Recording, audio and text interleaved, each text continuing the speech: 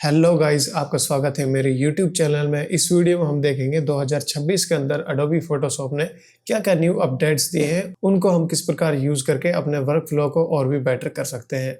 हमारा जो first update है Photoshop के अंदर, वो हमारा एडजस्टमेंट के अंदर है। यहाँ पर आप देख सकते हैं, यदि आपके Photoshop में एडजस्टमेंट का ऑप्शन यहाँ पर नहीं आता तो कोई बात नहीं, यहाँ पर आप विंडोज़ पर जाएँ और यहाँ पर आपको सेकंड नंबर पे ऑप्शन मिलेगा एडजस्टमेंट का। जैसे ही आप क्लिक करोगे तो वो आपके सामने आ जाएंगी। अब हमारे पास यहाँ पर दो न्यू अपडेट हैं। पहला क्लियरिटी एंड डीहेज। वैसे क्लियरिटी, डीहेज एंड ग्रेन, ये आपको तीनों चीज़ें एडोबी कैमरा रो के अंदर मिल जाएगी, वहाँ पर आप चेक कर सकते हैं, लेकिन माइनर सा इनमें भी डिफरेंस है। तो यहाँ पर मैं इसको जूम कर देता हूँ और यहाँ पर इन दोनों का यूज आपको दिखा देता हूँ। पहला, यहाँ पर क्लियरिटी और डीहेज का यूज हम कर सकते हैं किसी भी फोटो को एडिट करने के लिए, उसकी फेस स्किन को स्मूथ करने के लिए। यहाँ पर मैं आपको करके दिखा देता हूँ। यहाँ पर मैं क्लिक करता हूँ क्लियरिटी एंड डीहेज पर, यहाँ पर आप देख सकते हैं तो इस प्रकार की प्रॉपर्टीज हमारे सामने आ जाएंगी। यहाँ पर आप देखें, जैसे मैं क्लियरिटी को अराउंड 29 कर देता हूँ तो यहाँ पर जो हमारी स्किन है वो यहाँ पर स्मूथ हो चुकी है। यहाँ पर मैं आपको डिफरेंस दिखा देता हूँ लेयर पैनल के अंदर से। यहाँ पर मैं जैसे ही इसको हाइड करता हूँ तो यहाँ पर आप देख सकते हैं ये हमारा ओरिजिनल फोटो है। और क्लियरिटी और डीहेज को जैसे ही हमने एक्टिव किया तो यहाँ पर आप देख सकते हैं फेस हमारा स्मूथ हो चुका है या फिर स्किन स्मूथ हो चुकी है। और यहाँ से अब आप देखें, जैसे मैं डीहेज को बढ़ाता हूँ तो ये कुछ इसका जो फेस का कलर है वो और भी ज़्यादा गहरा निखर कर आने लगता है। तो हमें डीहेज यहाँ पर बढ़ाने की ज़रूरत नहीं। यदि आप किसी फोटो को एडिट कर रहे हैं, स्किन को स्मूथ करना चाहते हैं, तो क्लियरिटी अराउंड आप इतनी ले जा सकते हैं, लेकिन इससे ज़्यादा मत ले जाना। जो हमारे फोटोज़ होती हैं उनकी ये जो डिटेल्स है वो यहाँ पर कम होने लगती है। तो यहाँ पर मैं वापस से इसको 0 कर देता हूँ। और क्लियरिटी और डीहेज का यूज़ हम कहीं और भी कर सकते हैं, वो मैं आपको बताता हूँ। फिलहाल मैं इसको डिलीट कर देता हूँ, कुछ ऐसा ही से रहने देते हैं। यहाँ पर आप देख सकते हैं, यहाँ पर मैं वापस से एडजस्टमेंट के अंदर जाता हूँ और यहाँ पर क्लियरिटी और डीहेज को एक्टिव करता हूँ। वहाँ पर हमने क्लियरिटी को घटाया था, यहाँ पर हमें क्लियरिटी को बढ़ाना होगा। जैसे ही मैं यहाँ पर क्लियरिटी को अराउंड इतना ले जाता हूँ तो यहाँ पर आप देख सकते हैं इसमें काफ़ी चीज़ें बदल जाती है। यानी ये जो हमारा फोटो है, यहाँ पर मैं इसको 1 सेकंड के लिए हाइड कर देता हूँ। यहाँ पर आप देखें ये हमारा ओरिजिनल फोटो है और जैसे ही हमने यहाँ पर क्लियरिटी को बढ़ाया तो इस प्रकार डिटेल हमारे सामने आने लग गई। तो यहाँ पर मैं क्लिक कर देता हूँ। यहाँ पर आप देखें क्लियरिटी हमने 83 के अराउंड ली हुई है। उसके बाद हम चलते हैं नीचे डीहेज पर। डीहेज को जैसे ही मैं यहाँ पर बढ़ाता हूँ तो यहाँ पर और ज़्यादा हमारे सामने डिटेल्स आने लगती हैं। तो आप इस प्रकार की कोई फ़ोटो एडिटिंग कर रहे हो तो आप क्लियरिटी और डीहेज जैसी चीज़ों का यूज कर सकते हैं। नेक्स्ट हमारा अपडेट है जो फायरफ्लाई का है। फायरफ्लाई के अंदर कई सारी चीज़ें बहुत अच्छे तरीके से मैनेज की हुई हैं तथा कुछ चीज़ें रियलिस्टिक भी ये बनाने लग गए हैं। यहाँ पर आप देख सकते हैं मैंने फुल एचडी का कैनवस लिया हुआ है, इसको मैं सेलेक्ट कर लेता हूँ और यहाँ पर आता हूँ जनरेटिव फिल के ऑप्शन पर। यहाँ पर मैं एक प्रॉम्प्ट टाइप कर देता हूँ तो यहाँ पर आप रिजल्ट चेक कर सकते हैं। यहाँ पर आप देख सकते हैं डिटेल्स कितनी शानदार है। यहाँ पर मैं इस फोटो को जूम करता हूँ, यहाँ पर आप देख सकते हैं जैसे हम इस फोटो को ना सेलेक्ट करके इसको सेलेक्ट कर लेते हैं या फिर हम इसको सेलेक्ट कर लेते हैं। यहाँ पर आप देख सकते हैं जो डिटेल है एडोबी फायरफ्लाई की वो बहुत ही ज़्यादा शानदार है। यहाँ पर आप देखें इस फोटो में हमको 4 बच्चे दिखाई दे रहे हैं, कैमरा एंगल भी शानदार है। यहाँ पर आप देख सकते हैं यहाँ पर एक स्टूडेंट बैठा हुआ है, सामने बैठा हुआ है यहाँ पर, और यहाँ पर फोकस में हमारी ये मशीन है, यहाँ पर आप देख सकते हैं। तो पहले से चीज़ें इसमें बहुत ही ज़्यादा फास्ट और स्मूथ हुई हैं और जो डिटेल्स है वो भी काफ़ी सारी यहाँ पर बढ़ चुकी है। तो इस प्रकार आप एडोबी जनरेटिव फिल का यूज कर सकते हैं किसी भी चीज़ को क्रिएट करने के लिए। हमारा जो नेक्स्ट अपडेट है एडोबी फोटोशॉप के अंदर वो है इनका जो पहले टूल आया था रिमूव टूल, उसके अंदर इन्होंने कुछ चीज़ें और एडवांस की हैं। मतलब ये रिमूव टूल का न्यू वर्जन है। यहाँ पर आप देख सकते हैं ये लड़की यहाँ पर स्मोकिंग कर रही है, लेकिन आपको स्मोकिंग नहीं करनी, बहुत ही गलत चीज़ है। यहाँ पर आप देख सकते हैं ये जो स्मोक है वो यहाँ पर छाया हुआ है। यहाँ पर मैं आपको इसको जूम करके दिखा देता हूँ और डिटेल भी काफ़ी शानदार तरीके से ये हमको देता है किसी भी चीज़ को रिमूव करने के बाद। यहाँ पर मैं ब्रश को थोड़ा और छोटा कर लेता हूँ। यहाँ से मैं सिगरेट को सेलेक्ट करता हूँ और कुछ इतना सेलेक्ट करके यहाँ पर आप देख सकते हैं जहाँ जहाँ स्मोक है उसको मैं सेलेक्ट कर लेता हूँ। कुछ इतना सेलेक्ट करने के बाद यहाँ पर लाकर मैं छोड़ देता हूँ। अब इसका जो प्रोसेस है वो शुरू होता है। ये थोड़ा टाइम लेगा, पहले ज़्यादा लेता था, अब थोड़ा कम लेगा। अगर हम बात करें जनरेटिव की तो ये एक रिमूविंग टूल है, लेकिन ये यूज़ करता है आर्टिफिशियल इंटेलिजेंस को। उस हिसाब से ये डिटेल फिल करता है और इस एरिया को रिमूव करता है। मेरे हिसाब से फोटोशॉप को इसे और अपडेट करना चाहिए क्योंकि ये बहुत ही ज़्यादा टाइम यहाँ पर ले रहा है। मिनिमम ये 2 से 3 सेकंड में काम हो जाना चाहिए था। और यहाँ पर आप देख सकते हैं हमारा जो रिजल्ट है वो काफ़ी शानदार है। यहाँ पर आप देख सकते हैं यहाँ पर आप देख सकते हैं सिगरेट की जो डिटेल्स है वो भी काफ़ी अच्छी है, लेकिन कुछ कार्टूनिस्टिक है। तो यहाँ पर इस प्रकार आप रिमूव टूल का यूज़ कर सकते हो। मैं यहाँ पर आपको एक और फोटो में इसको यूज़ करके दिखा देता हूँ। यहाँ पर आप देख सकते हैं ये दोनों किड्स हैं। अब मैं यहाँ पर इस बच्चे को रिमूव करके आपको दिखा देता हूँ। वापस से मैं यहाँ पर रिमूव टूल सेलेक्ट करता हूँ, जिसका शॉर्टकट होता है जे। जे वैसे कई सारी चीज़ों का शॉर्टकट है, तो यहाँ पर मैं इस बच्चे को सेलेक्ट कर लेता हूँ कुछ इतना। अब देखते हैं इसका रियलिटी में रिजल्ट कैसा है। तो गाइज यहाँ पर आप देख सकते हैं रिमूव तो इसने परफेक्ट किया है, लेकिन यहाँ पर जो चीज़ें ऐड की हैं डिटेल्स वो सही नहीं लग रही मुझे। तो गाइज यहाँ पर आप देख सकते हैं इसने ऑब्जेक्ट को तो परफेक्टली रिमूव किया है, लेकिन जो यहाँ पर डिटेल्स फिल की हैं वो थोड़ा अनपरफेक्ट है मेरे हिसाब से। तो मेरे हिसाब से फायरफ्लाई को थोड़ा अपग्रेड करने की यहाँ पर ज़रूरत है। बाकी तो चीज़ें परफेक्ट है, मतलब फ़ोटो एडिटिंग के लिए यदि आप इसे यूज़ करना चाहते हैं तो शानदार चीज़ है, आराम से ये चीज़ें रिमूव कर देगी। जैसे कि यहाँ पर इसने जो रिजल्ट दिया था वो शानदार था, अब यहाँ पर वो नहीं दे पाया, उसका मुझे भी नहीं पता। हो सकता है फ़ोटो में कुछ प्रॉब्लम्स हो, क्योंकि ये एआई का काम है। नेक्स्ट हमारा जो अपडेट है वो है एडोबी फायरफ्लाई का एक्सपेंड, यानी किसी भी फोटो को आप एक्सपेंड करा सकते हैं एडोबी फायरफ्लाई की मदद से।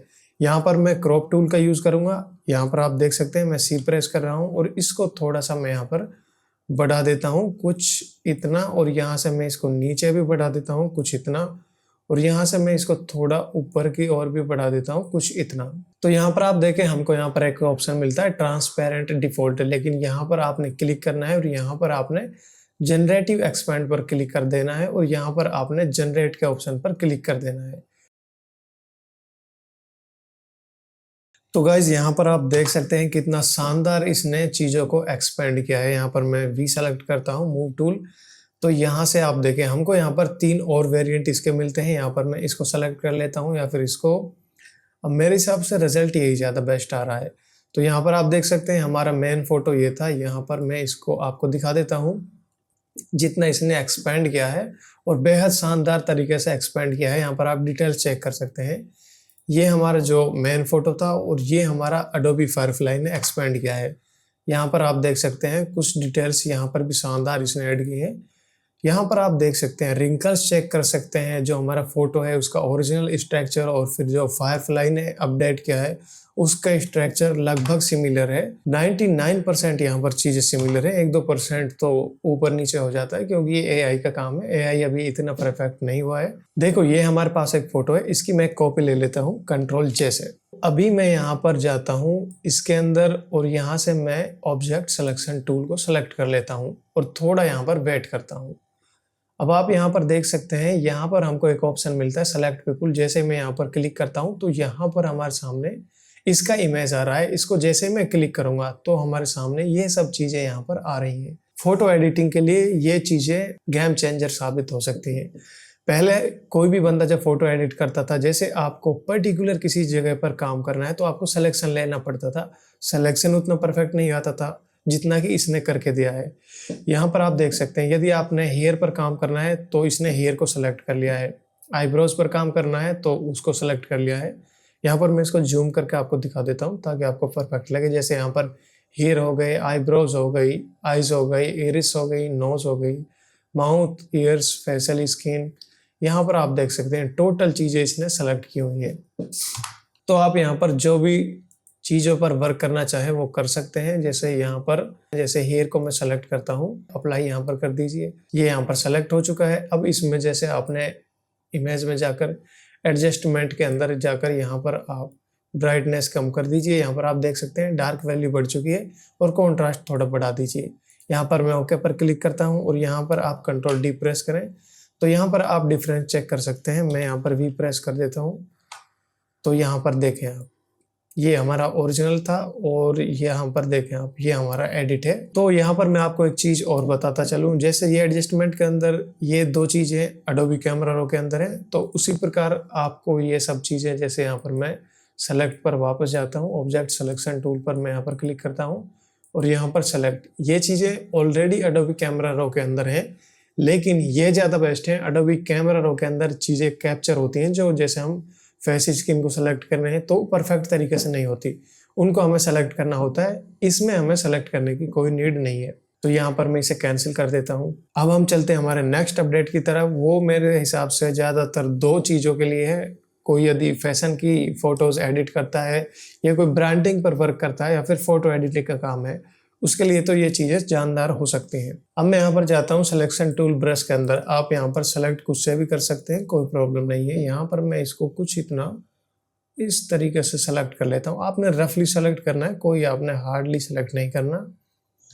कुछ इतना मैं इसे सेलेक्ट कर लेता हूँ। यहाँ पर आप देख सकते हैं, ये मैंने सेलेक्ट कर लिया। अब मैं आता हूँ यहाँ पर, मैं यहाँ पर जनरेटिव फिल पर क्लिक करता हूँ और यहाँ पर आप फायरफ्लाई पर क्लिक करें। यहाँ पर एक चीज़ और ध्यान रखना, जो ऑप्शन मैं आपको बताने वाला हूँ वो यहाँ पर फायरफ्लाई और एक्सपेंड आपका एक्टिव होना चाहिए, वरना वो वाला ऑप्शन आपको नहीं मिलेगा। यहाँ पर मैं इसे क्लोज कर देता हूँ। अब आपने यहाँ पर क्लिक करना है चूज एन इमेज। यहाँ पर मैं क्या करने वाला हूँ मैं आपको बताता हूँ। मैं इस ड्रेस को कंप्लीटली स्वैप कर सकता हूँ या चेंज कर सकता हूँ। यहाँ पर मैं क्लिक कर देता हूँ। अगेन आपको बता रहा हूँ, ये ऑप्शन तब मिलेगा तब आप फायरफ्लाई पे जाकर और यहाँ पर आप अडोबी फायरफ्लाई फिल तथा एक्सपेंड पर क्लिक करते हैं।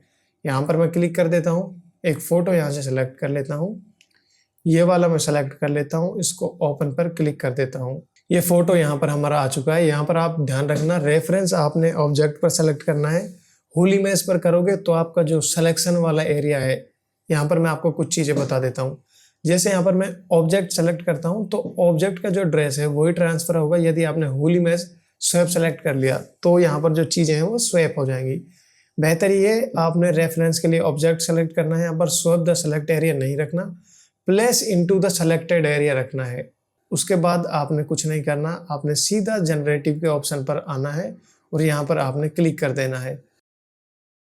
तो गाइज यहाँ पर आप चेक कर सकते हैं कितना शानदार रिजल्ट हमारे सामने आया है और यहाँ पर चीज़ें परफेक्ट तरीके से रिमूव हुई है।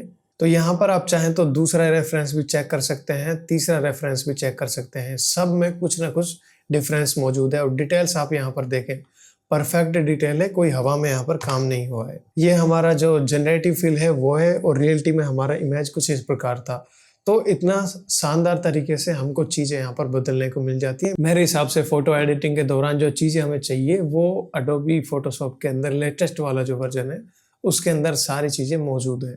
यहाँ पर आप देख सकते हैं सिलेक्शन ब्रश टूल से मैं यहाँ पर एरिया कुछ इतना सेलेक्ट कर लेता हूँ। यहाँ से आप देख सकते हैं कुछ इतना एरिया मैंने यहाँ से सेलेक्ट कर लिया है। अब मैं यहाँ पर जनरेटिव फिल पर जाऊँगा और यहाँ पर क्लिक कर देता हूँ।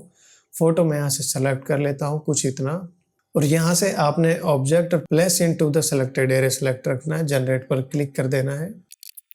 तो यहाँ पर आप देख सकते हैं इसने डिटेल भी काफ़ी शानदार ऐड किए हैं और चीज़ों को प्लेस भी काफ़ी अच्छे तरीके से किया है। तो इस प्रकार आप इन अपडेट्स का यूज़ कर सकते हैं। वैसे काफ़ी शानदार अपडेट्स हैं जो अडोबी फायरफ्लाई के द्वारा अडोबी फोटोशॉप में आई है या फिर अडोबी फोटोशॉप ने डायरेक्टली भी कई सारी चीज़ों को यहाँ पर अपग्रेड किया है। कुछ अपडेट्स और आनी बाकी हैं, जैसे वो आ जाएंगी आपके सामने न्यू वीडियो आ जाएगी।